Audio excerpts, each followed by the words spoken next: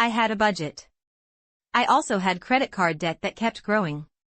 Turns out I had a budget that looked good on paper but failed in real life. Sign 1, you're surprised by your balance. If your bank balance ever shocks you, your budget isn't working.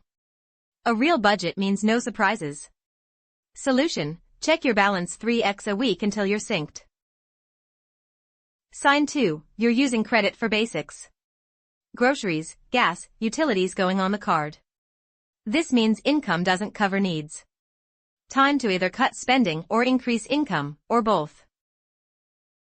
Sign 3, you have no savings buffer. Zero savings means zero room for error. Every unexpected expense becomes a crisis. Even $500 saved changes how emergencies feel. Sign 4, you avoid looking at your finances. Financial avoidance is extremely common. The problem grows when you look away. 30 minutes of facing it fixes more than a month of ignoring it. Sign 5, your budget is in your head. Mental budgets always lose to impulse. Write it down, even on paper, and it works better. Tracking creates awareness that changes behavior. Get our free budget tracker printable and fix it this weekend, link in description. New money tips Monday, Wednesday, Friday.